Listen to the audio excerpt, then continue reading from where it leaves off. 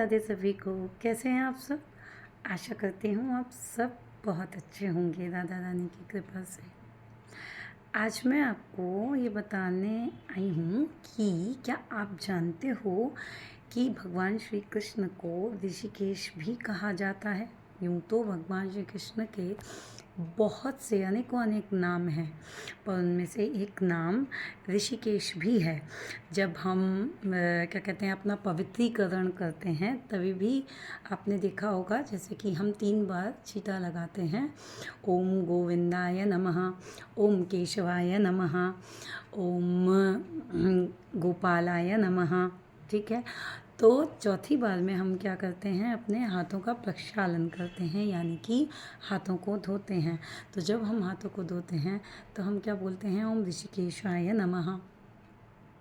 तो ऋषिकेश भगवान श्री कृष्ण का एक नाम है। अच्छा, ऋषिकेश नाम क्यों है भगवान श्री कृष्ण का? ऋषिकेश नाम इसीलिए है क्योंकि वे सभी मनुष्यों के इंद्रियों के स्वामी हैं और सभी मनुष्य उनके भिन्न अंश हैं। भिन्न अंश जो कि उनसे अलग नहीं हैं। समझ में आई बात? उनसे अलग नहीं है, विभिन्न नहीं हैं, भिन्न अंश हैं। ठीक है, और मनुष्यों की इंद्रियां भी, मनुष्यों की समस्त इंद्रियां भी उनकी इंद्रियों से ही हैं। ठीक है, ये मैं आपको बताती हूँ भगवत गीता में से, जो कि भगवत गीता में लिखा है, मेरे सामने ही है ये, जहाँ पर श्लोक नंबर है 15, पहला अध्याय श्लोक नंबर 15।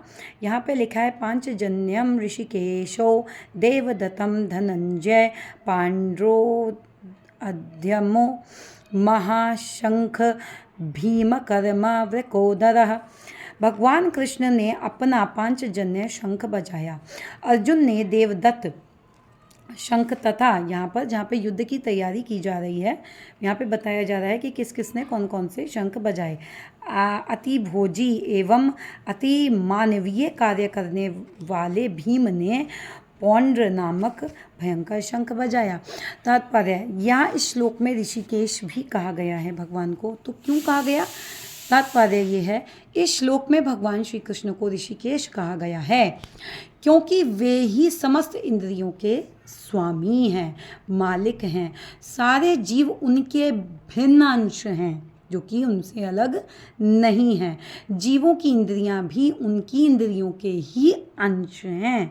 चूँकि अच्छा, यहाँ पर और आगे दिया है कि निर्विशेषवादी क्या मानते हैं। निर्विशेषवादी यानी कि जो कि मूर्ति पूजन नहीं करते हैं, सिर्फ लाइट को मानते हैं। ठीक है, तो चूँकि निर्विशेषवादी जीवों की इंद्रियों का कारण बताने में असमर्थ हैं, इसीलिए वे जीवों को इंद्रिय रहित मानते हैं। यानी कि जीव जो है वो इंद्रियों के बिना हैं, वे ये मानते हैं।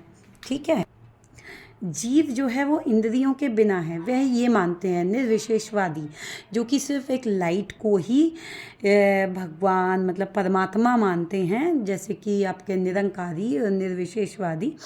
ठीक है, तो क्या है, अब जैसे कि एक लाइट है, लाइट को ही परमात्मा मान रहे हैं कि हमें उस लाइट में जाकर मिल जाना है। ठीक है, ध्यान के माध्यम से हम वो करेंगे। मैं किसी और वीडियो में इस चीज़ का विस्तार से बताऊंगी।